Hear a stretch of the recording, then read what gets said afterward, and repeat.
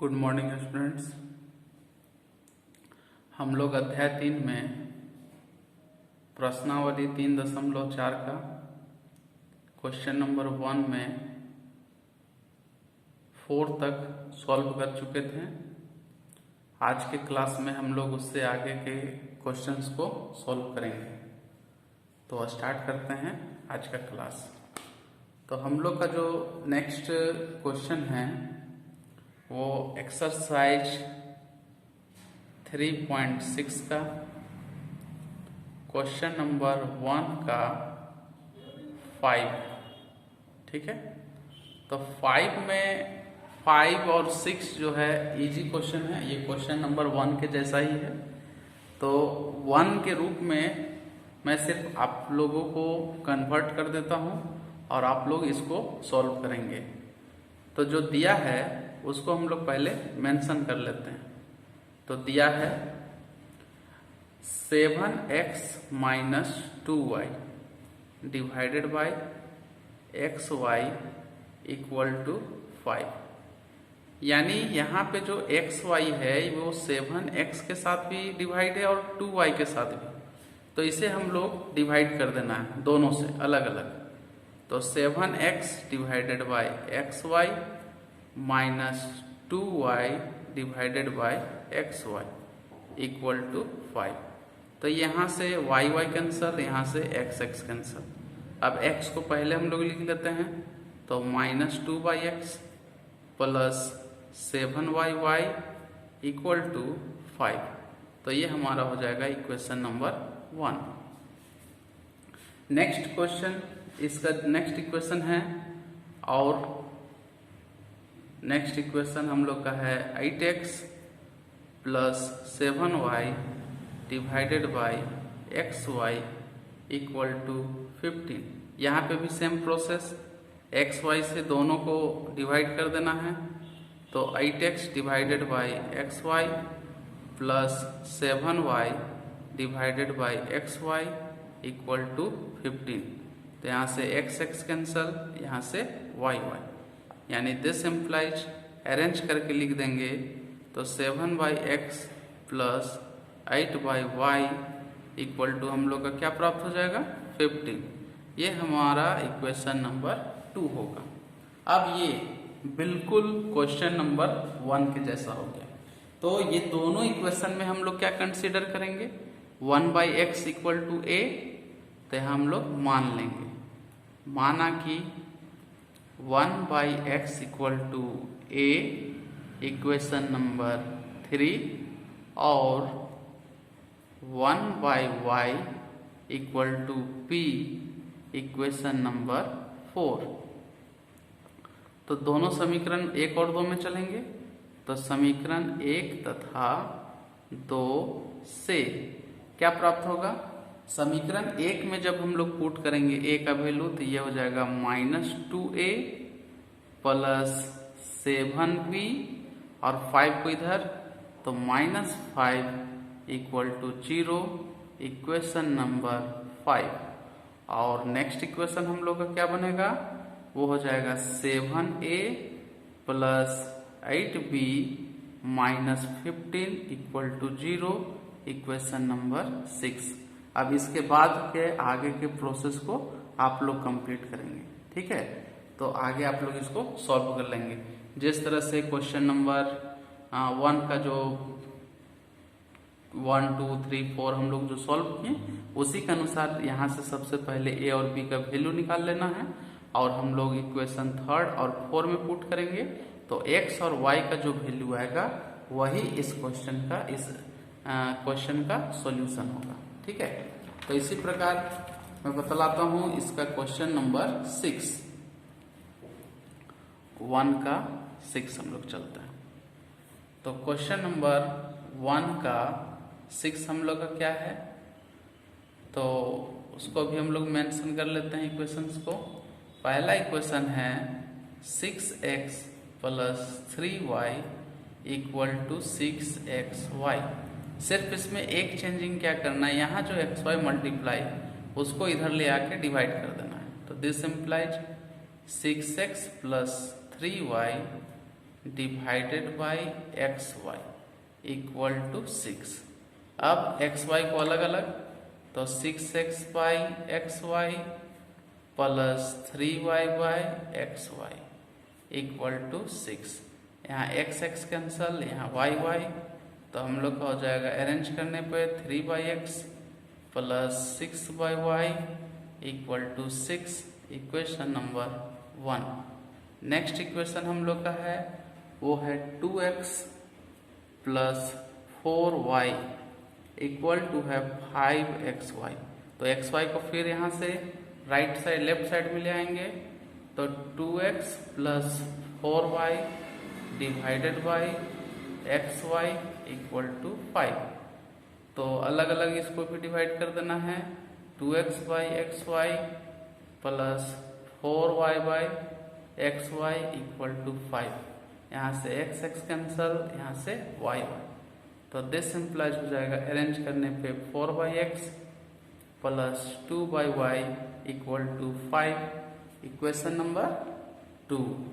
अब हम लोग कंसीडर क्या करेंगे, यहाँ पे भी 1/x इक्वल टू हम लोग लेंगे a, माना कि 1/x equal to a, equation number 3, और 1/y equal to b, equation number 4। और समीकरण 1 तथा 2 में हम लोग इसको पुट करेंगे तो क्या प्राप्त होता है, तो समीकरण 1 तथा 2 से 1 में जब डालेंगे तो ये हो जाएगा 3x plus 3a plus 6b minus 6 equal to 0, equation number 5। और नेक्स्ट हो जाएगा हम लोग का 4a plus 2b minus 5 equal to 0, equation number 6। आगे आप लोग सॉल्व करेंगे, ठीक है। नेक्स्ट क्वेश्चन हम लोग चलते हैं। नेक्स्ट क्वेश्चन हम लोग 1 का 7 नंबर में आते हैं। तो 1 का 7 नंबर जो है नीचे x प्लस वाई है और x माइनस वाई। सबसे बेस्ट है कि मैं आप लोगों को क्वेश्चन नंबर 8 सॉल्व करके दिखाता हूँ और 8 के अनुसार ही 7 को आप लोग सॉल्व करेंगे, ठीक है। या फिर 7 को ही बतला देते हैं, 8 आप लोग बनाइएगा। तो क्वेश्चन नंबर 1 का 7 हम लोग सॉल्व करते हैं। 7 में हम लोग को जो दिया है उसको पहले मेंशन कर लेते हैं। तो दिया है, ये है 10/x प्लस वाई प्लस है 2/x minus y equal to 4। इसे हम लोग मानेंगे इक्वेशन नंबर 1। और जो नेक्स्ट इक्वेशन है वो है 15/x प्लस वाई माइनस है 5/x minus y equal to है -2, ये इक्वेशन नंबर 2। तो दोनों इक्वेशन में हम लोग क्या देख रहे हैं, x प्लस वाई ऊपर फर्स्ट इक्वेशन में भी डिवाइड है और सेकेंड इक्वेशन में भी, और x माइनस वाई भी फर्स्ट इक्वेशन में और सेकेंड इक्वेशन में। तो हम लोग कंसीडर वही को अलग अलग करेंगे, ठीक है। तो हम लोग मान लेते हैं 1/x प्लस वाई को a कंसीडर कर लिए। तो ये हो गया हम लोगों का इक्वेशन नंबर 3। और जो नेक्स्ट इक्वेशन होगा वो x minus y 1/x minus y equal to b, ये इक्वेशन नंबर 4 हो जाएगा। अब ये दोनों को हम लोग 1 में 2 में पुट करेंगे। तो समीकरण 1 तथा 2 से हम लोग को क्या प्राप्त हो जाएगा, जब 1/x की जगह a, तो ये हो जाएगा 10a प्लस ये हो जाएगा 2b और -4 इक्वल टू 0, ये इक्वेशन नंबर 5। और जो नेक्स्ट इक्वेशन हो जाएगा वो हमारा क्या हो जाएगा, 15a minus 5b plus 2 equal to 0, equation number 6। अब यहाँ पे सबसे पहले हम लोगों का काम क्या है, a और b को सॉल्व करना। तो जैसा कि देख रहे हैं, विलोपन विधि से अगर हम लोग हल करते हैं तो अगर हम इक्वेशन 5 को 5 से मल्टीप्लाई करेंगे और 6 को 2 से मल्टीप्लाई करेंगे तो ये दोनों रिड्यूस हो जाएगा जब जोड़ेंगे तो हम लोग करेंगे भी वही। समीकरण 5 को कितना से गुना करना है? 5 से। समीकरण 5 को 5 से तथा 6 को 2 से गुना करने के बाद क्या करेंगे? जोड़ देंगे। गुना कर जोड़ने पर जब गुना करेंगे उसके बाद जोड़ेंगे तो क्या प्राप्त होता है? ठीक है, तो 5 को कितना से कर रहे हैं? 5 से। तो 5 से तो तीनों मल्टीप्लाई होगा ना, तो 5 10 जा 50a प्लस 5 2 जा 10b माइनस 5 4 जा 20 इक्वल टू 0। और दूसरा हो जाएगा, इसको 2 से कर रहे हैं तो 15 2 जा 30a माइनस 5 2 जा 10b प्लस 2 2 जा 4 इक्वल टू 0। तो ये हम लोग जोड़ रहे हैं, तो जोड़ेंगे तो यहाँ पे 10b और 10b आपस में नेगलेक्ट हो जाएगा, कट के 0 में कन्वर्ट हो जाएगा, क्योंकि एक का पॉजिटिव साइन है और दूसरा का नेगेटिव साइन। जब ये दोनों को हम लोग जोड़ते हैं तो क्या प्राप्त होगा? 80a और यहाँ से प्राप्त होगा माइनस 16 इक्वल टू 0। यानी this employees 80a equal to क्या पूरा मिला? 16। यानी this implies a equal to 16 divided by 80। यानी 16 कितना टाइम्स में? 5 टाइम्स में। तो this implies a equal to हम लोग को क्या मिला? 1/5। ठीक है, तो a इक्वल टू 1/5 हम लोग किसी भी इक्वेशन में रखेंगे, यानी 5 में या फिर 6 में, तो वहां से हम लोग को b का वैल्यू पुट होगा। तो किस में रखना है? 5 में हम लोग लेके चलते हैं, तो इस इक्वेशन का मान को हम लोग किस में रख रहे हैं? 5 में। तो लिखेंगे a का मान समीकरण 5 में रखने पर, तो समीकरण 5 हम लोग का क्या था? 10a plus 2b minus 4 equal to 0। अब a का वैल्यू 1/5 प्राप्त हुआ है, तो 10 into 1/5 plus 2b minus 4 equal to 0। तो 5 2 जा 10, यानी दिस इम्प्लाइज क्या मिला? 2 plus 2b minus 4 equal to 0। तो दिस इम्प्लाइज हो जाएगा हम लोगों का क्या? 2b minus 2 equal to 0। यानी this implies 2b equal to 2 minus 2 right side में 2। This implies b equal to 2/2, यानी कि ये 1 टाइम्स में। तो this implies b equal to हम लोग को क्या प्राप्त हुआ? 1। b इक्वल टू हम लोग को मिल गया 1। ठीक है, अब a और b का वैल्यू हम लोग किस में पुट करेंगे? इक्वेशन नंबर 3 और 4 में। तो लिखेंगे a का मान समीकरण 3 में तथा b का मान समीकरण 4 में रखने पर। तो हम लोग सबसे पहले a का मान रख रहे हैं। a का मान हम लोग मिला है 1/5, तो है क्या?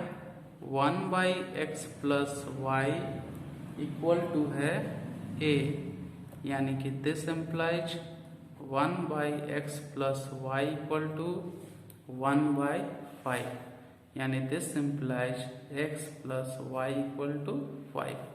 तो ये हम लोग का हो जाएगा कौन सा इक्वेशन? 6 तक हुआ था, तो ये इक्वेशन नंबर 7। और दूसरा इक्वेशन होगा 1/x minus y equal to b, यानी this implies 1/x minus y equal to 1, यानी this implies x minus y equal to 1, equation number 8। अब हम लोग ये दोनों इक्वेशन को सॉल्व करेंगे, इक्वेशन 7 को और 8 को। तो x का और y का वैल्यू आएगा, ठीक है। तो पहले हम लोग प्रतिस्थापन से करते दोनों इक्वेशन को जोड़ देंगे तो y एलिमिनेट हो जाएगा, तो x का वैल्यू निकल जाएगा और फिर उसको नेक्स्ट इक्वेशन में रख देंगे, यानी 7 में या फिर 8 में, तो हम लोग को y का वैल्यू आएगा, ठीक है। तो हम लोग सबसे पहले क्या कर रहे हैं कि दोनों इक्वेशन को जोड़ रहे हैं। तो लिखेंगे समीकरण 7 तथा 8 को जोड़ने पर क्या प्राप्त होगा, x plus y equal to है 5 और दूसरा है x minus y equal to 1। तो प्लस साइन दोनों जुड़ेगा तो y एलिमिनेट, तो ये हो जाएगा 2x इक्वल टू 6, यानी this implies x equal to 6 divided by 2, यानी 3 टाइम्स में this implies x equal to क्या वैल्यू आ गया 3। अब इस x का वैल्यू को हम लोग क्या करेंगे, या तो इक्वेशन 7 में रखेंगे या फिर 8 में रखेंगे। तो x का मान को हम लोग रखते हैं 7 में, x का मान समीकरण 7 में रखने पर, तो 7 हम लोग का है x plus y equal to 5, तो x के जगह पे 3 प्लस वाई इक्वल टू 5, यानी this implies y equal to 5 minus 3, यानी this implies y equal to 2। तो अतः हम लोग का वैल्यू क्या है, x इक्वल टू 3 और y इक्वल टू 2। ये दोनों इसका इस क्वेश्चन का सॉल्यूशन हुआ। नेक्स्ट हम लोग चलते हैं क्वेश्चन नंबर 8, क्वेश्चन नंबर 1 का 8 में भी हम लोग यही प्रोसेस से सॉल्व करेंगे। तो 8 में हम लोग को क्या दिया हुआ है इक्वेशन, उसको हम लोग मेंशन कर लेते हैं। तो 1/3x plus y plus 1/3x minus y equal to 3/4, ये इक्वेशन नंबर 1। और दूसरा इक्वेशन है हम लोग का 1/2 into 3x plus y minus है 1/2 into 3x minus y equal to है -1/8। यहाँ पे दोनों में 2 मल्टीप्लाई है, तो इस इक्वेशन को थोड़ा सा आसान बना देते हैं, दोनों से 2 को कॉमन ले लेते हैं। तो दिस इम्प्लाइज 1/2 कॉमन आएगा, तो ये हो जाएगा 1/3x plus y minus 1/3x minus y equal to -1/8। अब ये 2 उधर, तो 2 यहाँ पे मल्टीप्लाई हो जाएगा, तो this implies 1/3x plus y minus 1/3x minus y equal to -1/8 into 2, कितना टाइम्स में, 4 टाइम्स में, यानी कि this implies 1/3x plus y minus 1/3x minus y equal to -1/4, equation number 2। अब तो ये क्वेश्चन आसान हो गया। हम लोग यहाँ पे मानेंगे क्या, 1/3x plus y equal to a और 1/3x minus y equal to a, क्योंकि दोनों इक्वेशन में वही दोनों कॉमन है, ठीक है। तो जो इक्वेशन हम लोग को प्राप्त होगा उसके अनुसार फिर आगे हम लोग सॉल्व करेंगे। तो हम लोग कंसीडर कर लेते हैं,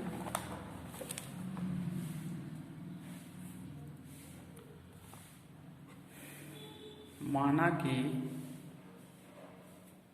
1/3x plus y equal to a, equation number 3, और 1/3x minus y equal to b, equation number 4।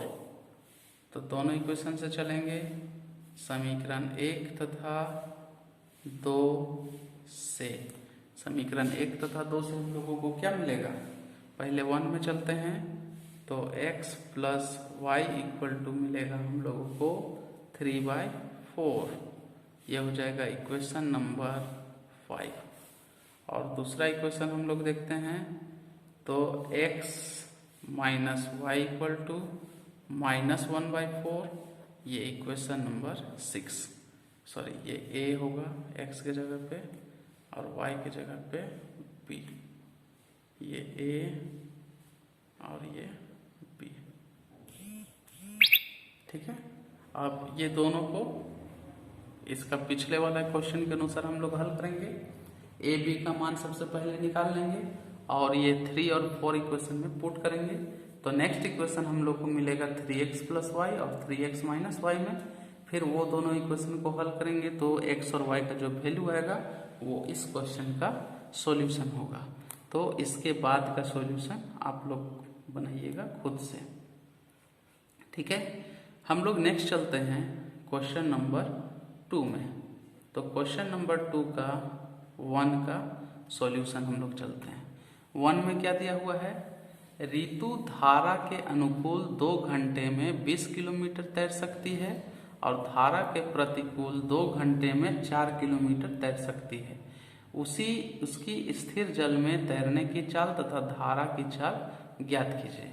हम लोगों को यहाँ पे धारा की चाल निकालना है और स्थिर जल की चाल को निकालना है। तो इस क्वेश्चन को हम लोग बनाएंगे कैसे?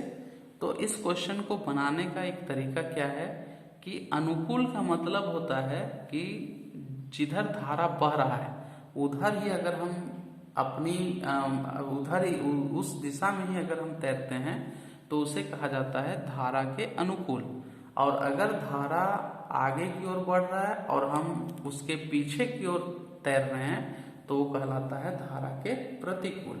तो अनुकूल में दोनों का जो चाल होता है वो आपस में जुड़ जाता है और प्रतिकूल में दोनों का चाल आपस में घट जाता है। यानी कि अगर हम स्थिर जल की चाल को x मान लें और धारा की चाल को y मान लें और हम धारा की चाल को y मान लें तो जो प्रतिकूल हो जाएगा अनुकूल हो जाएगा वो x प्लस वाई होगा और प्रतिकूल जो होगा वो x माइनस वाई होगा। ये हम लोगों को प्राप्त होगा, ठीक है। तो हम लोग यहाँ पे जो क्वेश्चन में सॉल्व करना है उसके अनुसार हम लोग मानेंगे क्या कि स्थिर जल की चाल कितना है और धारा की चाल कितना है। तो लिखेंगे माना कि ऋतु की स्थिर जल में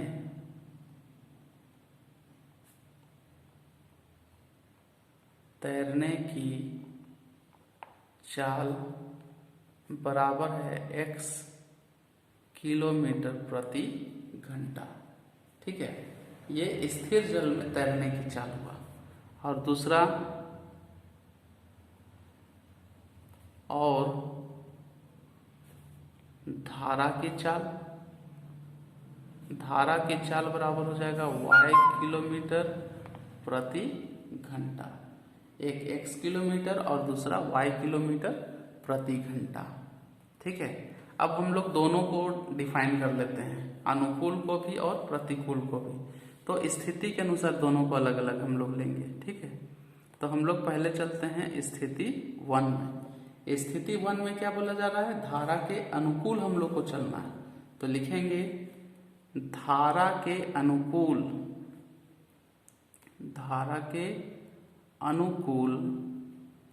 चाल बराबर क्या हो जाएगा, अनुकूल चाल बराबर हो जाएगा x प्लस वाई। तो हो जाएगा x प्लस वाई किलोमीटर प्रति घंटा। तो ये तो हो गया हम लोग को अनुकूल। अब इसके अलावा हम लोग को इसमें क्या दिया है कि जब अनुकूल चलता है तो उस समय है 2 घंटा। तो यहाँ पे लिख लेते हैं समय बराबर है 2 आवर, ठीक है। और दूरी कितना है, 20 किलोमीटर चलता है। दूरी बराबर है 20 किलोमीटर। तो हम लोग का सिचुएशन क्या बना तो लिखेंगे चूंकि हम लोग क्या जानते हैं, चूंकि चाल बराबर होता है दूरी बटे समय। तो चाल हम लोग का क्या है, x प्लस वाई है, तो x प्लस वाई हो जाएगा बराबर दूरी है 20 किलोमीटर और समय है 2, यानी 10 टाइम्स में कटेगा। तो this implies x plus y equal to 10। ये हम लोगों का प्राप्त हुआ इक्वेशन नंबर 1। ठीक है, नेक्स्ट सिचुएशन में हम लोग चलते हैं स्थिति 2 में। तो स्थिति 2 में हम लोग को चलना है धारा के प्रतिकूल। ठीक है, तो लिख लेंगे धारा के प्रतिकूल, धारा के प्रतिकूल चाल बराबर क्या हो जाएगा, x माइनस वाई किलोमीटर प्रति घंटा। x माइनस वाई किलोमीटर प्रति घंटा हो गया धारा के प्रतिकूल। और इसमें हम लोग का दिया हुआ है दूरी, दूरी कितना चल पाता है प्रतिकूल में 4 किलोमीटर का, और इसका जो समय है वो कितना समय लगता है 2 घंटा। तो उसे भी लिख देते हैं समय बराबर 2 आवर 2 घंटा। इसलिए फिर हम लोग चलेंगे चाल बराबर जो फॉर्मूला होता है, चाल बराबर होता है दूरी बटे समय, यानी दिस इम्प्लाई चाल हम लोग का है यहाँ पे x माइनस वाई, दूरी है 4, समय है 2, तो 2 दूनी 4, 2 टाइम्स में कट गया 4 2 से, तो x minus y equal to क्या प्राप्त हुआ 2। तो ये इक्वेशन नंबर 2। अब हम लोगों का काम क्या है आगे, समीकरण 1 को और समीकरण 2 को हल करना। तो समीकरण 1 और 2 को जब हम हल करेंगे तो x और y का वैल्यू आएगा, तो x का जो मान आएगा वो तैरने की चाल हो जाएगा स्थिर जल में, और y का जो मान होगा वो धारा की चाल होगा, वो इस क्वेश्चन का सॉल्यूशन। तो इससे आप लोग सॉल्व करेंगे। ठीक है, नेक्स्ट क्वेश्चन हम लोग जब चलते हैं इसका क्वेश्चन नंबर 2 में, क्वेश्चन नंबर 2 का सॉल्यूशन हम लोग करते हैं। 2 में क्वेश्चन क्या दिया हुआ है, 2 में क्वेश्चन है कि 2 महिलाएं एवं 5 पुरुष एक कसीदे की काम को साथ साथ 4 दिन में पूरा कर सकते हैं, जबकि 3 महिलाएं एवं 6 पुरुष इसको 3 दिन में पूरा कर सकते हैं। ज्ञात कीजिए कि इसी कार्य को करने में एक अकेली महिला कितना समय लेगी, पुनः इसी कार्य को करने में एक पुरुष कितना समय लेगा। यानी कि एक कसीदे का कार्य है जो पहला सिचुएशन में है कि 2 महिला और 5 पुरुष अगर साथ साथ मिल के काम करते हैं तो उसको 4 दिन में पूरा करता है, और अगर सेकंड सिचुएशन में कि 3 महिला और 6 पुरुष अगर उस काम को करे तो वो 4 दिन में पूरा करता है। ठीक है, तो यहाँ पे हम लोग को ज्ञात करना क्या है कि अगर एक पुरुष या फिर एक महिला अगर उस काम को करे तो कितना दिन लगेगा, तो हम लोग कंसीडर उसी के अनुसार करेंगे। ठीक है, तो हम लोग यहाँ पे मानेंगे क्या, माना कि एक महिला द्वारा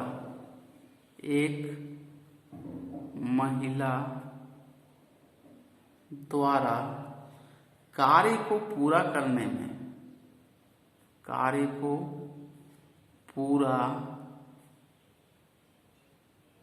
में लगा समय, कार्य को पूरा करने में लगा समय बराबर हो जाएगा x3।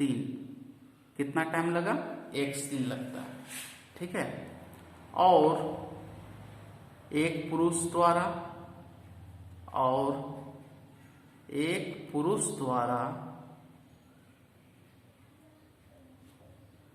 कार्य को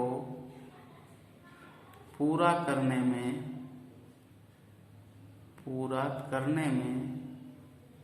लगा समय बराबर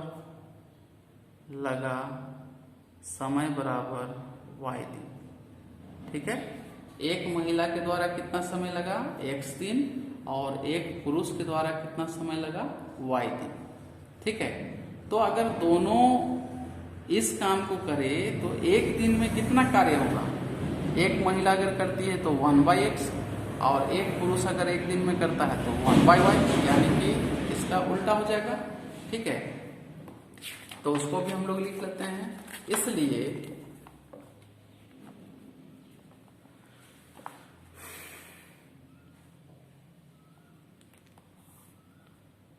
इसलिए एक महिला द्वारा एक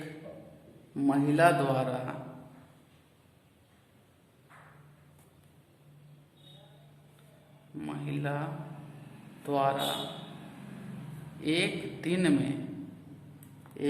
में किया गया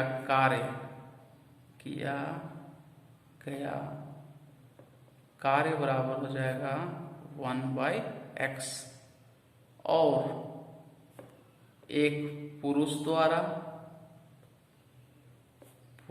द्वारा एक दिन में किया गया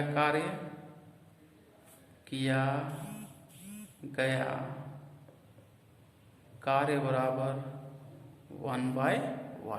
ठीक है, एक महिला द्वारा 1/x एक दिन में जो कार्य करेगा, और एक पुरुष द्वारा हो जाएगा 1/y। अब हम लोग आते हैं स्थिति 1 में। स्थिति 1 हम लोग का क्या है कि अगर 2 महिला और 5 पुरुष इस कार्य को करते हैं तो वो 4 दिन में पूरा कर सकते हैं। ठीक है, और अगर 3 महिला और 6 पुरुष इस कार्य को करेंगे तो 3 दिन में पूरा करेंगे। तो हम लोग का इक्वेशन क्या बनेगा, स्थिति 1 क्या होगा, वो हो जाएगा 2 महिला यानी कि 2/x और 5 पुरुष यानी कि 5/y। कितना दिन दोनों मिलके किया, 4 दिन। तो क्या कंप्लीट हुआ, एक कार्य। ठीक है, तो ये हम लोग का इक्वेशन 1 बन जाएगा। तो जब 4 से हम लोग गुना करते हैं तो 4 2 जा 8/x प्लस 5 चौके 20/y इक्वल टू 1। ये बनेगा इक्वेशन नंबर 1। नेक्स्ट सिचुएशन हम लोग चलते हैं। तो सिचुएशन नेक्स्ट हम लोग का क्या है कि 3 महिला यानी कि 3/x, 6 पुरुष यानी 6/y, दोनों मिलके कितना दिन कार्य किया, 3 दिन। तो क्या कंप्लीट हुआ, एक कार्य कंप्लीट हुआ। ठीक है, जब इसको भी हम लोग गुना कर देते हैं तो 9/x प्लस 18/y बराबर हो जाएगा 1। तो ये हम लोग का हो जाएगा कौन सा इक्वेशन, इक्वेशन नंबर 2। ठीक है, तो अब हम लोग इसमें क्या करेंगे, 1/x इक्वल टू a मानेंगे, 1/y इक्वल टू b मानेंगे, और दोनों इक्वेशन में पुट कर देंगे, फिर हल करेंगे, a b का मान निकालेंगे, और फिर जो इक्वेशन इसके बाद का इक्वेशन मानेंगे 3 4 उसमें पुट करेंगे, तो x और y का हल होगा।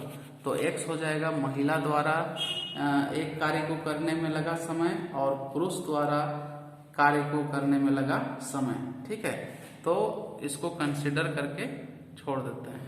तो लिख देते हैं, माना कि 1/x equal to a equation number 3 और 1/y equal to b equation number 4। तो इसमें समीकरण 1 तथा 2 से क्या प्राप्त होगा, समीकरण 1 तथा 2 में, समीकरण 1 में जब हम लोग पुट करेंगे ए बी का तो ये हो जाएगा 8a plus 20b minus 1 equal to 0 equation number 5। और जब 2 में पुट करते हैं तो 9a plus 18b minus 1 equal to 0 equation number 6।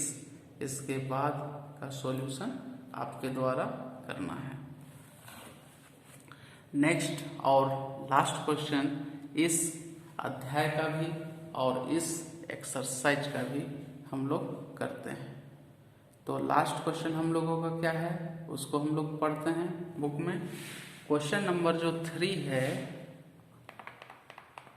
वो है कि रूही 300 किलोमीटर दूरी पर स्थित अपने घर जाने के लिए कुछ दूरी जो है रेलगाड़ी के द्वारा और कुछ दूरी जो है वो बस के द्वारा तय करती है ना।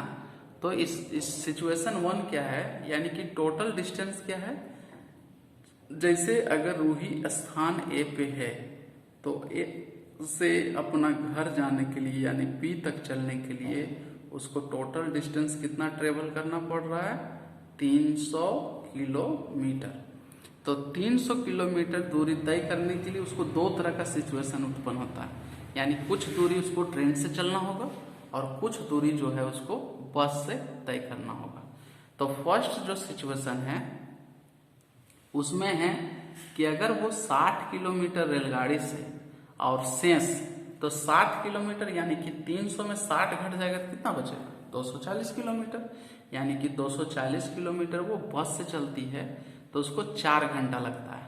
और अगर 100 किलोमीटर रेलगाड़ी तो 100 घटा देंगे तो 200 किलोमीटर बस से बचा। तो 200 किलोमीटर बस से अगर वो चलती है तो उसको कितना समय लगता है, 10 मिनट अधिक लगता है। 10 मिनट अधिक यानी कि 4 घंटा लगा था, तो अब लगेगा 4 घंटा 10 मिनट। ठीक है, तो उसी के अनुसार हम लोग इसका सिचुएशन को बनाएंगे। तो सबसे पहले हम लोग यहाँ पे मानेंगे क्या, रेलगाड़ी की चाल और बस की चाल को। तो हम लोग यहाँ पे मान लेते हैं, माना कि रेलगाड़ी की चाल बराबर x किलोमीटर प्रति घंटा और बस की चाल बराबर y किलोमीटर प्रति घंटा। तो बस की चाल हो गया y किलोमीटर और रेल की चाल हो गया x किलोमीटर प्रति घंटा।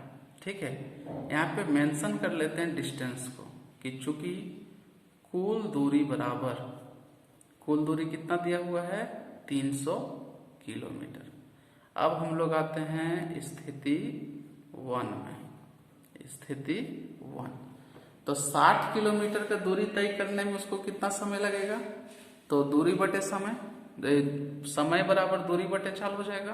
तो यहाँ पे हम लोग को चाल निकाल लेंगे। ठीक है, तो 60 किलोमीटर वो किससे दूरी तय कर रही है, बस से। तो लिखेंगे स्थिति 1 में, यदि 60 किलोमीटर रेलगाड़ी द्वारा तथा शेष दूरी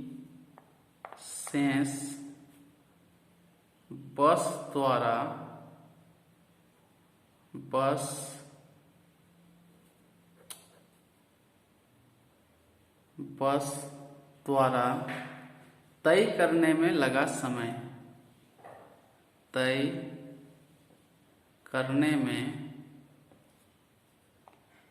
लगा समय बराबर हो जाएगा 4 घंटा। 4 घंटा लगा टोटल टाइम। ठीक है, तो सबसे पहले हम रेलगाड़ी का समय निकालेंगे। लिखेंगे 60 किलोमीटर की दूरी तय करने में लगा समय बराबर क्या होता है, दूरी बटे चाल। तो रेलगाड़ी से वो 60 किलोमीटर दूरी तय की है, तो रेलगाड़ी का दूरी है 60 और चाल है x, तो 60 बटे x घंटा। ये तो हो गया हम लोग का टाइम किसका, रेलगाड़ी के लिए। ठीक है, यहाँ लिख देते हैं, रेलगाड़ी द्वारा 60 किलोमीटर की दूरी तय करने में लगा समय बराबर। अब हम लोग लिखते हैं शेष बस द्वारा। तो बस द्वारा कितना दूरी बचा, तो ये हो जाएगा 300 माइनस 60 बराबर 240 किलोमीटर की दूरी तय करने में लगा समय बराबर कितना हो जाएगा, सेम दूरी बटे चाल। दूरी है 240, चाल है बस का y, घंटा। ठीक है, तो हम लोग का जो स्थिति के अनुसार जो बना प्रश्न से, अब क्या होगा, ये टोटल टाइम 4 घंटा लगा है, यानी कि 60/x plus 240/y equal to हो जाएगा 4। ये हम लोगों का होगा इक्वेशन नंबर 1। ठीक है, नेक्स्ट सिचुएशन में हम लोग क्या करेंगे, यही चीज 60 यानी कि 100 किलोमीटर रेलगाड़ी से चलेगा और शेष बस द्वारा तय करने में जो टाइम है उसको 10 मिनट का समय अधिक लगता है। तो सबसे पहले हम लोग 10 मिनट को घंटा में बदलेंगे। तो जब 10 मिनट को हम लोग घंटा में बदलते हैं तो कितना प्राप्त होगा, 10 मिनट घंटा में, तो 10/60 यानी कि 1/6, 1/6 और 4 को जब जोड़ेंगे, यहाँ पे जोड़ के दिखा देते हैं, 4 + 1/6 इक्वल टू हो जाएगा 6 चौके 24 + 1/6 बराबर हो जाएगा 25/6। ये रफ में बता दें। ठीक है, यानी कि ये 4 घंटा 10 मिनट यानी कि 25/6 घंटा होगा। इसको हम लोग डायरेक्ट लिख सकते हैं। तो यहाँ पे लिखेंगे स्थिति 2 हम लोग चल रहे हैं। तो स्थिति 2 में 100 किलोमीटर रेलगाड़ी द्वारा तथा शेष बस द्वारा दूरी तय करने में लगा समय बराबर कितना हो जाएगा, 4 घंटा 10 मिनट बराबर हो जाएगा 4 + 10/60 यानी 0 0 खत्म, तो 4 + 1/6 बराबर हो जाएगा 25/6 घंटा। ठीक है, अब हम लोग दोनों को अलग अलग पहले निकाल लेते हैं। तो लिखेंगे रेलगाड़ी